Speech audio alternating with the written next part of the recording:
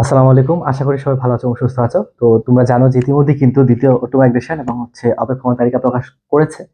তো আহ, আমরা দেখেছি যে এখানে পটুয়াখালী, সিলেট, হবিগঞ্জ, কুড়িগ্রাম এই সকল বিশ্ববিদ্যালয়ে সিট ফাঁকা ছিল এবং সেগুলো কিন্তু মানে অপেক্ষমান তালিকা থেকে ভর্তি নিয়েছে।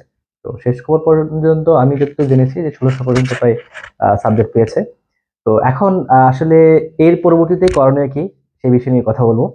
তো চলো, প্রথমত যে বিষয় নিয়ে কথা বলি সেটা হচ্ছে যে এই যে যারা সাবজেক্ট পেয়েছো, যারা সাবজেক্ট পেয়েছো তাদের করণীয় কি? তাদের করণীয় এখন হচ্ছে প্রাথমিক যে ভর্তি নিষ্ঠান, সেই ভর্তি নিষ্ঠান করতে হবে। এই যে দেখো, যারা এখানে মানে তোমরা যারা সাবজেক্ট পেয়েছো, মূলত আহ, যারা ভর্তি হয় নাই, যারা প্রাথমিকভাবে ভর্তি আহ, টাকা দেয় নাই, তাদের মানে তাদের জন্য যে সিট ফাঁকা ছিল সেখান থেকে কিন্তু সাবজেক্ট পেয়েছো, ঠিক আছে? সো তোমাদের এখন কাজ হচ্ছে ভর্তি নিশ্চয়ন করা, এবং এই ভর্তি নিশ্চয়ন করতে হবে 11 থেকে 15 ফেব্রুয়ারির মধ্যে। এর মধ্যেই তোমাকে কি করতে হবে? ভর্তি নিশ্চয়ন করতে হবে, ঠিক আছে? তো এর মধ্যে যারা ভর্তি নিশ্চয়ন করবে না, যারা ভর্তি নিশ্চয়ন করবে না তাদের জন্য অপেক্ষমান তালিকা থেকে আরেকটা প্রকাশ করা হবে, যেটাকে আমরা বলছি তৃতীয় অটো মাইগ্রেশন এবং অপেক্ষমান তালিকা। সেটা হচ্ছে 18 ফেব্রুয়ারি প্রকাশ করা হবে। তো এখন তোমাদের আসলে যারা সাবজেক্ট পাও নাই তারা কি করবে, বা যারা সাবজেক্ট পেয়েছো তাদের কি হবে?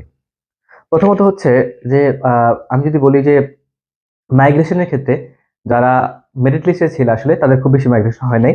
কারণ হচ্ছে এখন পর্যন্ত যেহেতু কাগজপত্র জমা দেওয়া হয় নাই, কেউ ভর্তি ক্যান্সেল করার সুযোগ এখন নাই। ভর্তি ক্যান্সেল করার সুযোগ হচ্ছে তখনই হবে যখন কাগজপত্র জমা দেওয়া হবে। সুতরাং তোমাদের হয়তো অনেকেরই মন খারাপ যে ভাইয়া আমাদের তো হচ্ছে ঠিকঠাক সাবজেক্ট আসতো না এখন পর্যন্ত। তো ভয়ের কিছু না, আসলে তোমাদের সাবজেক্ট আসবে, কারণ এখন যে মাইগ্রেশন গুলো হবে সেই মাইগ্রেশন গুলো খুবই স্লো হবে ভর্তি প্রক্রিয়ার আগ পর্যন্ত।